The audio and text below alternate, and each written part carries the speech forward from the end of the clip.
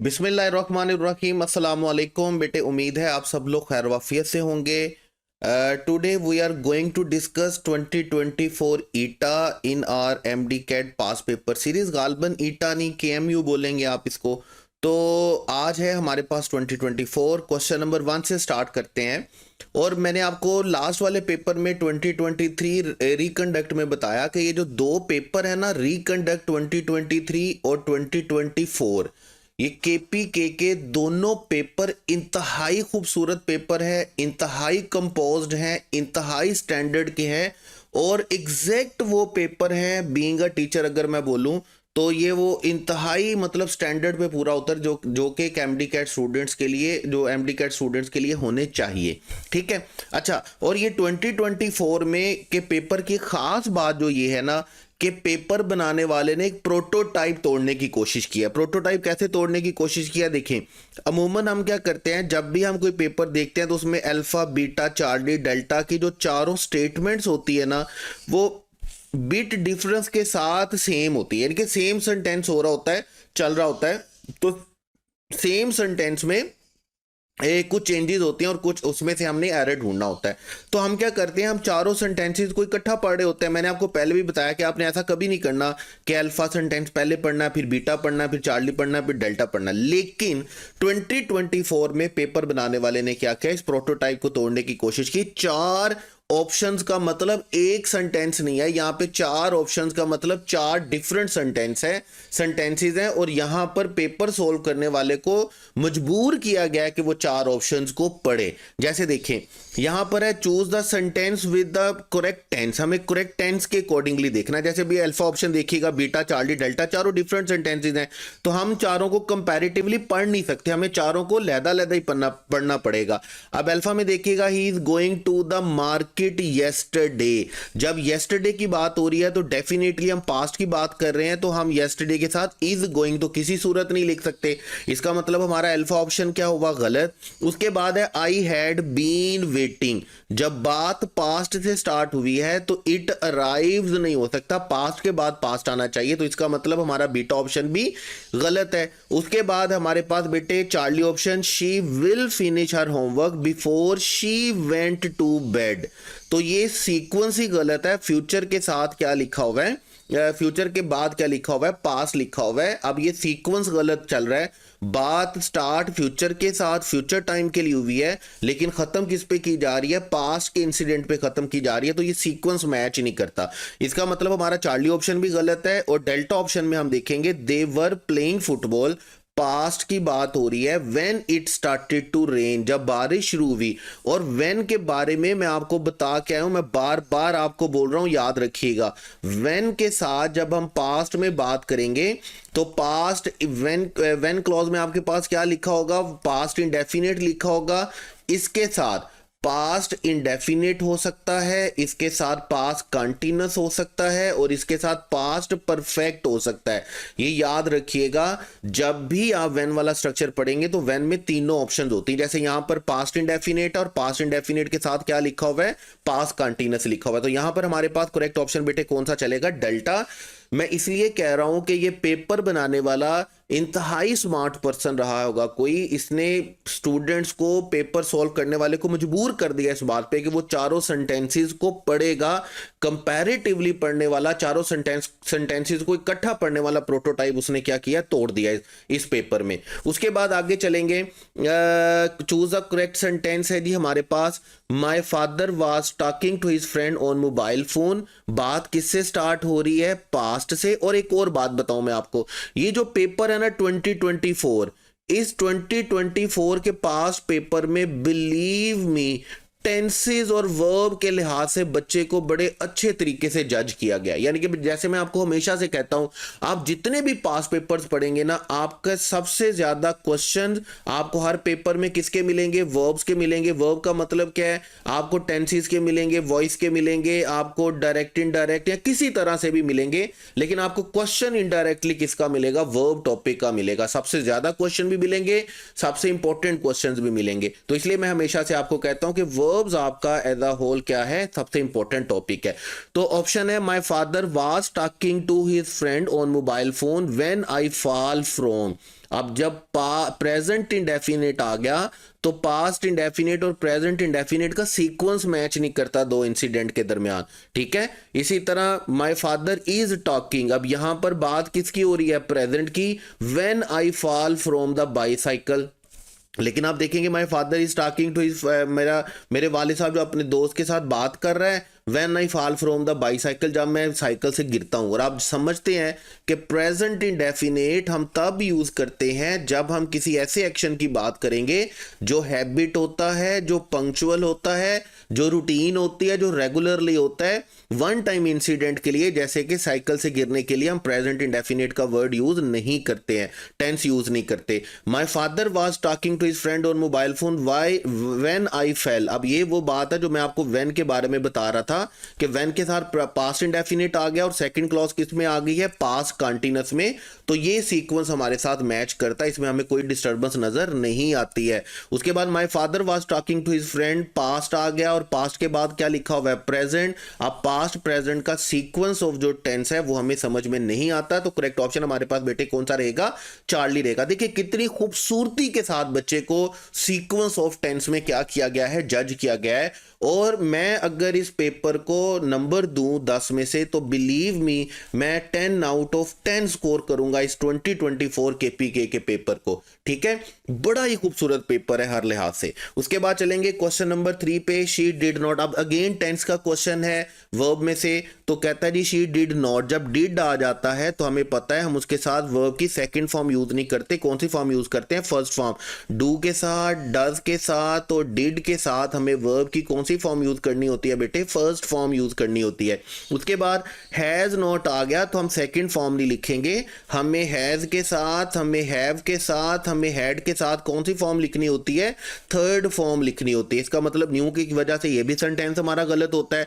उसके बाद हमारे पास क्या है, she did not know about the surprise party and she does not know about the surprise party. अब देखें यहां पर डिड नॉट नो भी ठीक है और डज नॉट नो भी ठीक है, लेकिन हमारा करेक्ट ऑप्शन बेटे दोनों में से कौन सा रहेगा, हमारा करेक्ट ऑप्शन चार्ली में से रहेगा। जैसे मैं अभी आपको बता रहा था कि हम प्रेजेंट इंडेफिनेट उन सेंटेंसेस के लिए यूज करते हैं जहां पे रेगुलरिटी दिखाई जा रही होती है, जहां पे पंक्चुअलिटी ऑफ एक्शन दिखाया जा रहा होता है, जहां पर हम यूनिवर्सल ट्रूथ की बात कर रहे होते हैं, उसके लिए हम क्या यूज करते हैं, प्रेजेंट इंडेफिनेट। किसी का किसी चीज के बारे में जानने के लिए हम वो भी ऐसी चीज जो क्या है, सरप्राइज पार्टी है तो वो जानती नहीं है, तो हम उसके लिए कौन सा टाइम चूज करेंगे, पास्ट चूज करेंगे। तो करेक्ट ऑप्शन हमारे पास बेटे क्या होगा, चार्ली होगा, ठीक है। तो ये याद रखिएगा प्रेजेंट और पास्ट का डिफरेंस है यहाँ पे, ठीक है। उसके बाद आगे चलेंगे हम, आफ्टर शी डैश। मैं आपको दो एक्सप्रेशन बताकर आया हूं और बार बार बताता आ रहा हूं कि आपने याद रखना है जब आप पास्ट की बात कर रहे होंगे तो आफ्टर के बाद आपने बेटे पास्ट परफेक्ट लिखना है और बिफोर से पहले पास्ट परफेक्ट लिखना है। यानी कि ये वो दो स्ट्रक्चर हैं जहां पर हम दो पास्ट की बात कर रहे होते हैं। जैसे मैंने आपको बताया था कि अगर हम अपनी टाइमलाइन को 3 हिस्सों में डिवाइड कर लेते हैं तो हमारे पास जिस टाइम पर हम मौजूद होते हैं वो क्या है, प्रेजेंट, जो गुजर चुका वो क्या है, पास्ट, और जो आने वाला वो क्या है, फ्यूचर। हम अपने पास्ट को 2 हिस्सों में डिवाइड कर देते हैं, एक हमारे पास होता है नियर पास्ट, एक हमारे पास क्या होता है, फार पास्ट, जिसके लिए हम बच्चों में 9th 8th क्लास में हम सेंटेंस पढ़ते आए हैं ना कि हमारे स्कूल पहुंचने से पहले चपड़ासी घंटी बजा चुका था। तो चपड़ासी का घंटी बजाना हमने किस में ट्रांसलेट किया, पास्ट परफेक्ट में, और अपना स्कूल जाना हमने किस में ट्रांसलेट किया, पास्ट इंडेफिनेट में। जब भी हम पास्ट को 2 हिस्सों में डिवाइड करेंगे तो नियर पास्ट को हम किस में लिखेंगे, पास्ट इंडेफिनेट, और फार पास्ट को बेटे हम किस में लिखेंगे, पास्ट परफेक्ट में। आफ्टर के बाद क्या लिखना है, पास्ट परफेक्ट, और बिफोर से पहले क्या लिखना है, पास्ट परफेक्ट। तो जब यहां पर आफ्टर लिखा हुआ है तो आपने याद रखना है आफ्टर शी दिस क्लाइंब्ड, तो स्ट्रक्चर ही नहीं बनेगा, शी के साथ हैव अग्री नहीं करता, वाज क्लाइंबिंग ये क्या बन जाएगा, कंटिन्यूअस बन जाएगा, जो कि आफ्टर के साथ अग्री नहीं करता। तो करेक्ट ऑप्शन हमारे पास बेटे कौन सा चलेगा, करेक्ट ऑप्शन हमारे पास चलेगा चार्ली। उसके बाद नेक्स्ट सेंटेंस है हमारे पास, punctuate the given sentence sentence correctly. आप देखें नंबर 1 हमारे पास क्या है कि जब भी हम रिपोर्टेड और रिपोर्टिंग को सेपरेट करते हैं तो हमें क्या लिखना होता है, हमें कॉमा लिखना होता है। वो चारों में लिखा हुआ है, हमें यहाँ पर कोई प्रॉब्लम नहीं है। लेकिन उसके बाद हमें रिपोर्टेड स्पीच के लिए क्या लिखना होता है, इन्वर्टेड कॉमा। और इन्वर्टेड कॉमा हमारे पास अल्फा और डेल्टा में नहीं लिखा गया। और इसके साथ साथ हमारा फर्स्ट लेटर भी क्या होना चाहिए, कैपिटल, जो कि कैपिटल नहीं किया गया। इसका मतलब हमारा डेल्टा, अल्फा और बीटा ऑप्शन, हमारा अल्फा और डेल्टा ऑप्शन क्या होता है, गलत। और चार्ली ऑप्शन में आप देखेंगे रिपोर्टेड स्पीच का फर्स्ट लेटर हमारे पास बेटे क्या होना चाहिए, हमारे पास क्या होना चाहिए, कैपिटल होना चाहिए। ये डी आई डिड जो है ये डी कैपिटल होना चाहिए था। और नंबर 2 हमारे पास क्या है, जब ये हेल्पिंग वर्ब से स्टार्ट हो रहा है तो यहां पर हमारे पास फुल स्टॉप की जगह पर क्या आना चाहिए, क्वेश्चन मार्क आना चाहिए। ठीक है, तो यहां पर हमारे पास चार्ली करेक्ट ऑप्शन नहीं है, हमारे पास करेक्ट ऑप्शन क्या है, बीटा। लेकिन मैं आपको क्वेश्चन मार्क के लिए रूल बता दूं, पास पेपर में 2-3 दफा क्वेश्चन भी आपको देखने को मिलेगा। समटाइम्स ऐसा होता है कि हम इन्वर्टेड कोमास को बाद में लिखते हैं, क्वेश्चन मार्क को पहले लिखते हैं। और समटाइम्स हम इन्वर्टेड कोमास को पहले क्लोज करते हैं और क्वेश्चन मार्क को बाद में लिखते हैं। तो मैंने आपको सिंपल कहा था, देखें अगर मैं आपको ग्रामेटिकली बताऊं तो मैं आपसे कहूंगा कि जी अगर क्वेश्चन जो है वो रिपोर्टेड स्पीच में होगा ना, तो आपने क्या लिखना है, रिपोर्टेड स्पीच के क्वेश्चन के लिए आपने क्या लिखना है, क्वेश्चन मार्क को इन्वर्टेड कोमा के अंदर लिखना है। और रिपोर्टिंग स्पीच के क्वेश्चन के लिए आपने क्या करना है, आपने क्वेश्चन मार्क को इन्वर्टेड कोमा के बाहर लिखना है।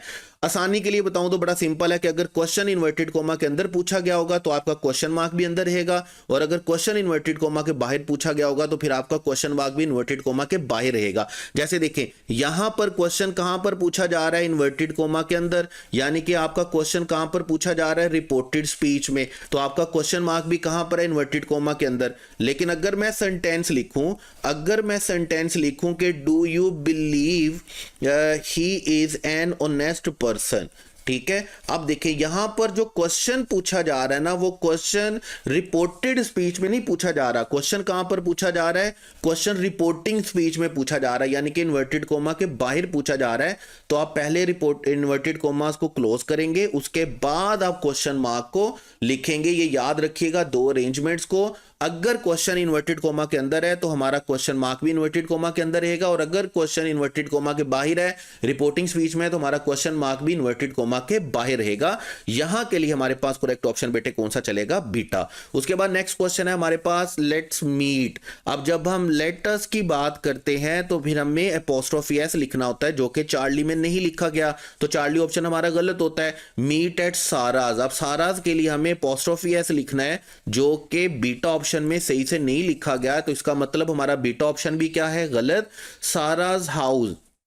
अब उसके बाद देखिए मीट के बाद आपके पास क्या लिख दिया गया, कोमा लिख दिया गया डेल्टा ऑप्शन में, जिसकी हमें बिल्कुल भी यहां पे जरूरत नहीं है। हम सब्जेक्ट और ऑब्जेक्ट और ऑब्जेक्ट और वर्ब के दरमियान में कभी भी कोमा नहीं लिखते। तो हमारा करेक्ट ऑप्शन बेटे कौन सा चलेगा, alpha, let's meet at Sara's house after school. उसके बाद है हमारे पास बेटे next question, do you usually take a bus dash the market. देखें जब भी हम डेस्टिनेशन की बात कर रहे होते हैं, डायरेक्शन की बात कर रहे होते हैं, डेस्टिनेशनल डायरेक्शन की बात कर रहे होते हैं, तो हम उसके लिए कौन सा प्रेपोजिशन यूज करते हैं, टू द मार्केट। मार्केट की तरफ जाने के लिए कभी भी फॉर द मार्केट नहीं लिखना। जैसे आपके पास सेंटेंस होता है, do you go to school, he goes to school. आप बचपन से सेंटेंस पढ़ते आ रहे हैं। She walks to the office, वो पैदल चलकर ऑफिस जाती है। We are going to the park, हम कहां जा रहे हैं, किस तरफ जा रहे हैं, पार्क जा रहे हैं, पार्क की तरफ जा रहे हैं। He drives to the airport, हम एयरपोर्ट की तरफ गाड़ी चला रहे हैं। They move to a new city, वो नए शहर में क्या हो गया, मुंतकिल हो गया, चला गया। अब यहां पर आप जितने भी प्रेपोजिशन देख रहे होंगे वो सारे के सारे प्रेपोजिशन कौन से हैं, टू के साथ हैं। तो आपने याद रखना है जब हम डेस्टिनेशनल डायरेक्शन की बात करेंगे तो आपने उसके लिए कौन सा प्रेपोजिशन लिखना है, टू लिखना है। यहां पर हमारे पास करेक्ट ऑप्शन बेटे कौन सा चलेगा, करेक्ट ऑप्शन इज डेल्टा। उसके बाद नेक्स्ट क्वेश्चन है बेटे हमारे पास, he has been working dash this project. अब ये जो वर्क है ना, इसके लिए आपने याद रखना है आपके आपके पास चारों प्रेपोजिशन यूज होती हैं। वर्क इन होता है, वर्क ऑन होता है, वर्क फॉर होता है और वर्क एट होता है। चारों प्रेपोजिशन होती है, कंटेक्चुअल चेंजेस होते हैं इसमें। जब भी आप किसी फील्ड, इंडस्ट्री या प्लेस जो कि जर्नल एरिया जैसे कंपनी वगैरह की बात कर रहे होते हैं, तो आप उसके लिए क्या यूज करेंगे, इन यूज करेंगे। जैसे हमारे पास क्या है, हमारे पास है works in education as a teacher, works in hospital और works in the technology industry. इस सूरत में हम क्या यूज करेंगे, वर्क इन। लेकिन अगर आप किसी प्रोजेक्ट पे काम कर रहे हैं, किसी टास्क पे काम कर रहे हैं, किसी इंप्रूवमेंट पे काम कर रहे हैं, आप किसी असाइनमेंट पे काम कर रहे हैं, तो ऐसी सूरत में आपने याद रखना, आपने क्या याद लिखना है, ऑन लिखना है। जैसे यहां पर है हमारे पास सेंटेंस में, he has been working dash this project. Project पे काम करने की बात हो रही है, तो हमारा करेक्ट प्रेपोजिशन बेटे कौन सा होगा, ऑन। जैसे यहां पे देखिएगा, he is working on a new mobile app, we are working on improving our English and she has been working on her presentation. जब भी आप ऐसी चीजों की बात करेंगे तो आपका प्रेपोजिशन कौन सा चलेगा, वर्क ऑन। वर्क फॉर होता है जब आप किसी पर्सन की बात करें, कंपनी की बात करें, ऑर्गेनाइजेशन की बात करें कि आप उस ऑर्गेनाइजेशन, उस पर्सन के लिए काम कर रहे हैं, तो आप लिखेंगे work for a multinational company, work for her uncle's business, work for government before retiring. तो ऐसे सूरत में आपका प्रेपोजिशन कौन सा होगा, वर्क फॉर होगा। ये चारों प्रेपोजिशन आपने याद रखनी है। वर्क इन भी होता है, वर्क ऑन भी होता है, वर्क फॉर भी होता है और वर्क एट भी होता है। जब आप पब्लिक प्लेसेस पे काम करने की बात करते हैं, इंस्टीट्यूशन और स्पेसिफिक प्लेसेस की बात करते हैं, तो तब आप वर्क एट लिखते हैं। बड़ी थोड़ी चीजें जिनके साथ आप एट लिखते हैं, जैसे he works at a bank, he works at the airport, he works at a restaurant, तो यहां पर आपके पास क्या आएगा, वर्क एट आएगा। ये चारों प्रेपोजिशंस आपने याद रखनी है। लेकिन चूंकि यहां पर प्रोजेक्ट पे काम करने की बात हो रही है, इसलिए हमारे पास करेक्ट ऑप्शन बेटे कौन सा होगा, ऑन होगा। तो यहां पर हमारे पास करेक्ट ऑप्शन वर्क ऑन की वजह से चलेगा, डेल्टा।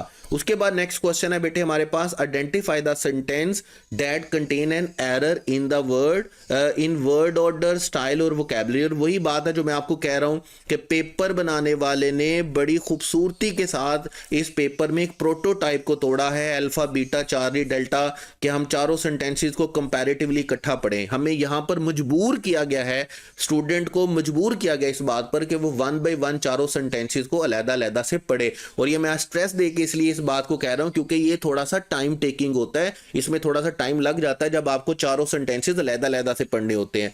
जैसे देखिएगा, she has a talent for solving complex problems, इसमें हमें कोई प्रॉब्लम नजर नहीं आती है। उसके बाद she enjoys reading, writing and to paint. देखिए स्ट्रक्चर हमारे पास क्या होता है, जब भी हमारे पास कॉम्बिनेशन या स्ट्रक्चर या पैरेलल स्ट्रक्चर की आप बात करेंगे, अगर आप जेरेंड यूज कर रहे हैं तो आपको जेरेंड यूज करना है। जैसे यहां पर रीडिंग के बाद क्या आएगा, राइटिंग, और राइटिंग के बाद क्या आना चाहिए, पेंटिंग।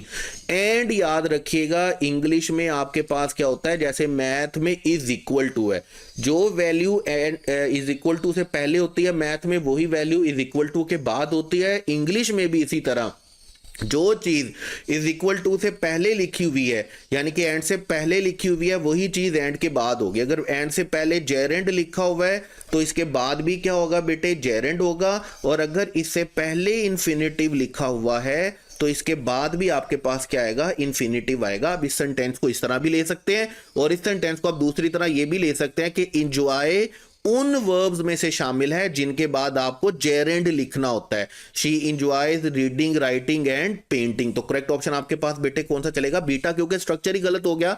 तो अगर हम बाकी दो सेंटेंसेस नहीं भी पढ़ेंगे तो चलेगा, लेकिन पढ़ लेते हैं। The quick brown fox jumps over the lazy dog. ये वो सेंटेंस है जो बच्चों को ABC लिखने के लिए दिया जाता है। ये वो सेंटेंस है जिसमें A से लेके Z तक सारी ABC, सारे लेटर्स आते हैं, इसमें कोई गलती नहीं है। They quickly adopted to the new environment, कोई प्रॉब्लम नहीं है। तो करेक्ट ऑप्शन हमारे पास क्या चलेगा, बीटा। हमें इनकरेक्ट सेंटेंस ढूंढना था, एरर ढूंढना था, और एरर किस में है, बीटा में है। उसके बाद नेक्स्ट क्वेश्चन है बेटे हमारे पास, identify the error in sentence. अब सेंटेंस में एरर क्या है, the chef quickly prepared delicious and it served a meal. और हम देख रहे हैं कि यहां पर पूरे का पूरा ये सेंटेंस क्या होना चाहिए था, द शेफ, ये सेंटेंस कुछ यूं चलना चाहिए था, द शेफ प्रिपेयर्ड, क्या होना चाहिए था, the chef prepared quickly delicious meal. ठीक है, इस तरह हमारे पास सेंटेंस होना चाहिए था। पूरे का पूरा हमारे पास सेंटेंस क्या है, और एंड सर्व्ड इट, तो ये सेंटेंस हमारे पास कुछ यूं चलना है, a delicious meal and served it, ये सेंटेंस हमारे पास कुछ यूं चलना चाहिए था। तो इसका मतलब हमारे पास सेंटेंस में जो एरर है वो किस चीज का बेटे, वर्ड ऑर्डर का एरर है, पूरे का पूरे सेंटेंस का वर्ड ऑर्डर ही खराब है। तो करेक्ट ऑप्शन हमारे पास बेटे कौन सा चलेगा, डेल्टा में ये बताना था कि किस चीज का एरर है, तो इसमें एरर किस चीज का है, वर्ड ऑर्डर का, अरेंजमेंट का एरर है, सिंटैक्स का एरर है। उसके बाद नेक्स्ट क्वेश्चन है बेटे हमारे पास, ऑर्डर इज द लॉ। देखिए इसको हम बोलते हैं एनालॉजी।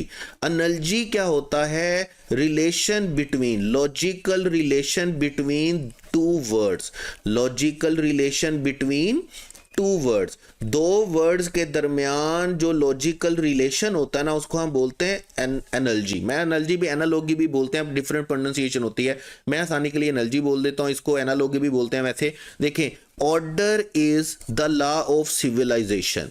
ऑर्डर किसका लॉ होता है, सिविलाइजेशन का लॉ होता है। तो कायोस, कायोस हम किसको बोलते हैं, कायोस हम बोलते हैं डिस्टर्बेंस को, ठीक है। डिस्टर्बेंस कहाँ का लॉ होता है, कहाँ का लॉ होता है जी, डेफिनेटली कहाँ का लॉ होगा, वाइल्डरनेस, क्योंकि सिविलाइजेशन का एंटोनिम हमारे पास क्या है, वाइल्डरनेस है, जो कि मैच करता है कायोस के साथ। यानी कि ऑर्डर और सिविलाइजेशन का जो लॉजिकल रिलेशन है ना, वही लॉजिकल रिलेशन किसके दरमियान है, वही लॉजिकल रिलेशन कायोस और वाइल्डरनेस के दरमियान है। तो करेक्ट ऑप्शन हमारे पास बेटे कौन सा चलेगा, डेल्टा। और नेक्स्ट क्वेश्चन भी हमारे पास किसका है, नेक्स्ट क्वेश्चन भी हमारे पास एनालॉजी है, ब्लूप्रिंट और आर्किटेक्ट के दरमियान जो लॉजिकल रिलेशन है, ठीक है। जैसे ही हम इस वर्ड पेयर को पढ़ेंगे ना तो हमारा माइंड खुद ही एक लॉजिकल रिलेशन क्रिएट कर लेगा, ठीक है। तो इसी तरह हमें एल्गोरिदम के साथ देखना है कि लॉजिकल रिलेशन किसके साथ बनता है, जो लॉजिकल रिलेशन ब्लूप्रिंट और आर्किटेक्ट के साथ है। तो आर्किटेक्ट का काम क्या होता है कि वो ब्लूप्रिंट के मुताबिक यानी कि नक्शों के मुताबिक चीज बनाता है।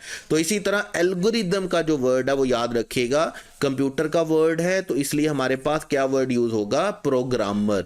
जिस तरह आर्किटेक्ट जो होता है वो ब्लूप्रिंट पे काम करता है और अपनी चीज बनाता है, इसी तरह प्रोग्रामर भी एल्गोरिदम पे काम करके एक चीज को क्या करता है, कोड करता है। तो करेक्ट ऑप्शन हमारे पास बेटे कौन सा चलेगा, डेल्टा। उसके बाद हमारे पास क्वेश्चन 13, क्वेश्चन 13 हमारे पास रीडिंग कंप्रीहेंशन, और रीडिंग कंप्रीहेंशन के लिए हमारी रवायत क्या है, क्वेश्चन पहले पढ़ना है और क्वेश्चन पढ़ने के बाद आपने क्या करना है, आपने एमसीक्यू पहले पढ़ना है, क्वेश्चन फर्स्ट, उसके बाद कमेंट में इसका आंसर करना है।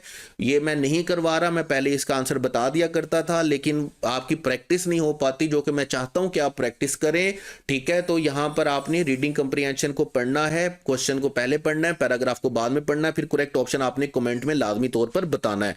उसके बाद नेक्स्ट क्वेश्चन है हमारे पास क्वेश्चन 14। क्वेश्चन 14 में हमारे पास जो वर्ड हमें दिया गया मेटिकुलस, मेटिकुलस वर्ड आप पढ़ते रहते हैं, और मेटिकुलस वर्ड का मतलब आपके पास क्या होता है, देखिए मेटिकुलस का वर्ड आपके पास होता है पर्टिकुलर, खास को बोलते हैं पर्टिकुलर, खास को बोलते हैं, स्पेसिफिक को बोलते हैं मेटिकुलस, ठीक है। और हमें इसका सेंटेंस में से ढूंढना क्या है, हमें इसका सेंटेंस में से बेटे ढूंढना है, हमें इसका क्या ढूंढना है जी, हमें इसका ढूंढना है सिनोनिम। जब हमने इसका सिनोनिम ढूंढना है तो मेटिकुलस का सिनोनिम हमारे पास क्या बनेगा, चार ऑप्शन में से हमारा सिनोनिम क्या बनेगा, प्रिसाइज बनेगा। प्रिसाइज कैसे बनेगा, प्रिसाइज का भी वही मीनिंग होता है जो आपके पास मीनिंग किसका है, मेटिकुलस का। अबोरेंट का मीनिंग आप याद रखिएगा, ये वर्ड निकला है अबोर से, और अबोर का मतलब हमारे पास क्या होता है, हेट, ठीक है। हेटफुल को हम क्या बोलेंगे, अबोरेंट बोलेंगे। हीडलेस का मतलब हमारे पास क्या होता है, रेकलेस को हम बोलते हैं, अनमाइंडफुल को हम बोलते हैं, ठीक है। रेकलेस को हम बोलते हैं, अनमाइंडफुल को हम बोलते हैं, ठीक है। केयरलेस को हम बोलते हैं, ठीक है। नेग्लेक्टफुल को हम बोलते हैं, बड़े आसान से वर्ड आप इसके साथ जोड़ सकते हैं, उसको हम क्या बोलते हैं, हीडलेस। और इनकॉशियस, देखें बिल्कुल सिनोनिम वर्ड है हीडलेस का। कॉशियस क्या होता है, केयरफुल, और इनकॉशियस क्या हो जाएगा, उसका ऑपोजिट हो जाएगा। इनकॉशियस का मतलब हमारे पास क्या बन जाएगा, केयरलेस। तो करेक्ट ऑप्शन यहाँ पर मेटिकुलस के लिए हमारे पास जो करेक्ट ऑप्शन चलेगा वो क्या चलेगा, प्रिसाइज चलेगा। उसके बाद है a person who sells goods and services, जो बंदा गुड्स एंड सर्विसेज बेचता है। मैंने आपको पहले भी कहा, मैंने लास्ट पेपर में भी बड़ी तारीफ की केपीके के पेपर बनाने वाले की। ये केपीके पहला सूबा है जिन्होंने इस तरह के क्वेश्चन शामिल किए, और मैंने आपको लास्ट भी कहा कि एआई शामिल होनी चाहिए। मैंने कहा कि हमारे पास फाइनेंस से रिलेटेड हमारे जो सिलेबस में चीज़ें शामिल होनी चाहिए, हमारे पास कंप्यूटर की जो प्रोग्रामिंग है, जो कोडिंग है, वो शामिल होनी चाहिए, ठीक है। और फोर्थ चीज़ जो मैं लास्ट लेक्चर में कहना भूल गया, देखिए human psychology, basic human psychology के बारे में बहुत सारी ऐसी चीज़ें, ये 4 चीज़ें ऐसी हैं जो मैं प्रेफर करूंगा। और मतलब अगर मेरी बात किसी तरह से गवर्नमेंट तक या किसी क्या उसको बोलते हैं कंसर्न ऑफिस कंसर्न तक पहुंच सके, तो मैं ये कहूँगा कि ये 4 चीज़ें हमारे 7-8 क्लास से लेके पीएचडी तक के स्टूडेंट, उनके स्टैंडर्ड और क्लास के मुताबिक ये सिलेबस अरेंज करके ये 4 चीज़ें उनको पढ़ाई जानी चाहिए। आर्टिफिशियल इंटेलिजेंस पढ़ाना चाहिए, फाइनेंशियल पढ़ाना चाहिए, प्रोग्रामिंग कोडिंग पढ़ानी चाहिए, ह्यूमन साइकोलॉजी पढ़ानी चाहिए। 4 चीज़ें जो हमें अपने हर स्टूडेंट को पढ़ानी चाहिए, ठीक है, वो किसी भी क्लास का, किसी भी स्टैंडर्ड का है। तो लास्ट वाले पेपर में, लास्ट वाले 2023 में पूछा गया था कि जिस अमाउंट से बिजनेस स्टार्ट किया जाता है उसको हम क्या बोलते हैं, कैपिटल इन्वेस्टमेंट। यहां पर हमसे पूछा जा रहा है जो चीजें बेचता या सर्विसेज बेचता उसको हम क्या बोलते हैं, याद रखिएगा, उसको बेटे हम क्या बोलते हैं, वेंडर बोलते हैं। जो चीजें बेच रहा होता है, मतलब अगर आप कोई कंपनी स्टार्ट करेंगे, आप कोई फैक्ट्री स्टार्ट करेंगे, आप जिससे कोई चीजें खरीदेंगे ना, आप उसको क्या बोलेंगे कि वो आपका क्या है, वेंडर है, वो आपको चीजें खरीद रहा है, बेच रहा है। खरीदने वाले को हम, आपसे चीजें खरीदने वाले को हम क्या बोलेंगे, कंज्यूमर या परचेजर बोलते हैं, या दूसरे वर्ड में आप उसे क्या बोलते हैं, कस्टमर बोलते हैं, ठीक है। पैट्रन हम बोलते हैं, जो भी इंचार्ज होता है हम उसको क्या बोलते हैं, पैट्रन बोलते हैं। जो भी सपोर्टर होता है, ठीक है, उसको हम क्या बोलते हैं, पैट्रन बोलते हैं। तो करेक्ट ऑप्शन यहां पर आपके पास क्या चलेगा बेटे, डेल्टा चलेगा। मेरे फेवरेट क्वेश्चंस में से एक क्वेश्चन है कि हमें अपने बच्चों को पैसों के बारे में तालीम देनी चाहिए, उनको बताना चाहिए। उसके बाद नेक्स्ट है जी हमारे पास, the detective noticed a subtle change, और उसके बाद है in the suspect's tone when he. अच्छा देखिए यहाँ पर 2-3 वर्ड इस तरह के हैं जो हमें इस बात पर मजबूर करते हैं कि हमें पता होना चाहिए कि सटल के मीनिंग हमारे पास यहाँ पर क्या होने चाहिए, स्लाइट, ड्रामेटिक है, नोटेबल है, ऑब्वियस है। अगर ये तीनों चीजें होती तो इसके लिए डिटेक्टिव या हिंटेड एट का वर्ड लिखने की जरूरत ना पड़ती। कोई ऐसी चीज होती है जिससे आपको हिंट मिलता है, और हिंट आपको हमेशा किससे मिलता है, आपको बिल्कुल मामूली सी चीज से मिलता है। तो करेक्ट ऑप्शन हमारे पास यहाँ पे कौन सा चलेगा, डेल्टा। वैसे भी सटल का मीनिंग भी हमारे पास यही होता है, स्लाइट को बोलते हैं, मामूली से चीज को बोलते हैं। उसके बाद है जी हमारे पास, despite the complicated situation, complicated situation के बावजूद। मैं यहां पर फटाफट से आपको 2 वर्ड्स का रूल बता दूं। एक वर्ड आपके पास होता है डिस्पाइट, और इसी का सिनोनिम वर्ड आपके पास होता है इन स्पाइट ऑफ। आपने याद रखना है, कभी भी डिस्पाइट के साथ आपने, कभी भी डिस्पाइट के साथ आपने क्या यूज नहीं करना, कभी भी डिस्पाइट के साथ आपने ऑफ यूज नहीं करना, याद रखिएगा। डिस्पाइट अकेला होता है और इंस्पाइट कभी अकेला यूज नहीं करना, आपने इंस्पाइट के साथ क्या यूज करना, ऑफ यूज करना है। और इसका मतलब क्या होता है, के बावजूद, मतलब कॉम्प्लिकेटेड सिचुएशन के बावजूद, शी रिमेन डैश, इसका मतलब है सिचुएशन कॉम्प्लिकेटेड है तो यहां पर इसका क्या होना चाहिए, कुछ ऑपोजिट ही होना चाहिए कि एक चीज के बावजूद वैसी रही। तो चूंकि कॉम्प्लिकेटेड सिचुएशन के बावजूद वो क्या रही, वो क्या रही जी, कंपोज्ड रही, ठीक है। मतलब उसने आपको क्या रखा, संभाले रखा। इसको हम क्या बोलेंगे, कंपोज्ड रही, मतलब अपने अपने होशो हवास में रही, उसने अपने होशो हवास खोए नहीं है। तो करेक्ट ऑप्शन यहां पर हमारे पास क्या चलेगा बेटे, अल्फा चलेगा। वैसे याद रखिएगा, वैसे आप याद रखेंगे जो हमारे पास इरेटिक होता है या फ्रेंटिक और हिस्टेरिकल जो होते हैं, ये दोनों सेम वर्ड मीनिंग वर्ड होते हैं। इनका मतलब आपके पास क्या होता है, वाइल्ड होता है। इनका मतलब आपके पास क्या होता है, पैनिक होता है, पैनिकली होता है। तो ये वर्ड इसके लिए यूज होते हैं, मतलब मैडली हम वर्ड यूज करते हैं इसके लिए। तो हमारे पास जो वर्ड चल रहे होंगे, हमारे पास जो वर्ड चल रहे होते हैं, इनके अकॉर्डिंगली हमारा करेक्ट ऑप्शन बेटे क्या चल रहा है, हमारा करेक्ट ऑप्शन है कंपोज। उसके बाद नेक्स्ट है जी इलेटेड। इलेटेड के लिए आप याद रखिएगा, इलेटेड हम बोलते हैं ओवरजॉयड को, जो कि हमारा सिनोनिम भी है और हमारा करेक्ट ऑप्शन भी है। और इलेटेड हम बोलते हैं डिलाइटेड को, जो बंदा बहुत ज्यादा खुश होता है, ठीक है, उसको हम क्या बोलते हैं, इलेटेड बोलते हैं। जुबिलेंट, बड़ा ही खूबसूरत वर्ड मेरे ध्यान में आया, जुबिलेंट का वर्ड याद रखिएगा, बड़ा ही खूबसूरत खूबसूरत वर्ड है जो हम इसके लिए यूज़ करते हैं। या जैसे हम यूज़ करते हैं थ्रिल्ड, जब आप किसी खुशी से किसी और फीलिंग में चले जाते हैं तो हम उसको बोलते हैं थ्रिल्ड, जुबिलेंट, डिलाइटेड, ओवरजॉयड। ये सारे के सारे वर्ड्स किसके लिए हैं? इलेटेड के लिए हैं। और इसका करेक्ट सिनोनिम हमारे पास बेटे यहाँ पर बड़ा क्लियरली लिखा हुआ है, दैट इज ओवरजॉयड। तो ये था बेटे हमारे पास एमडी कैट 2024 ईटा। मैंने पूरी कोशिश की है कि इस टाइम, मिनिमम टाइम में मैं आपको मैक्सिमम चीज़ें बता सकूं, क्योंकि अभी हमारे पास टाइम वेस्ट करने के लिए, बातें करने के लिए, गप्पे मारने के लिए वक्त नहीं है। और इसके लिए याद रखिएगा, इसके साथ याद रखिएगा, मैंने एक वीडियो अपलोड की अभी कुछ देर पहले। वो वीडियो आपको मिलेगी लास्ट 3 डेज एडवाइस बाय सरजीम। वो 15-20 मिनट की वीडियो है। Believe me, I assure you कि अगर आप वो 20 मिनट की वीडियो देख लेंगे, 15-20 मिनट की वीडियो देख लेंगे, तो बिलीव मी आपके 50% प्रॉब्लम जो इस टाइम आपके ज़हन में चल रहे होते हैं ना, वो सॉल्व हो जाएंगे। बड़े सारे प्रॉब्लम्स आपके ज़हन में इस टाइम साइकोलॉजिकली चल रहे होते हैं, और मैंने अपने सारे एक्सपीरियंस के में जो चीज़ें नोटिस की हैं, मैंने उनको 20 मिनट में क्या किया है, बंद कर दिया है। वो 15-20 मिनट की वीडियो है, वो लाजमी तौर पर आपने देखनी है। आपको बहुत ज़्यादा प्रॉब्लम्स आपकी सॉल्व होंगी, आप रिलैक्स हो जाएंगे, चिल हो जाएंगे, और इंशाल्लाह ताला आपको बड़ा फ़ायदा होगा। तो इसके साथ ही, आज के डिस्कशन के साथ ही, wish you all the best. दुआओं में याद रखना है, जब भी दुआओं के लिए हाथ उठाने हैं तो सर अजीम का नाम लेकर सर अजीम के लिए दुआ करनी है। मेहनत करते रहना है, कोशिश करते रहना है, नमाज पढ़ते रहना, कुरान पढ़ते रहना है। Wish you all the best. अल्लाह हाफिज़।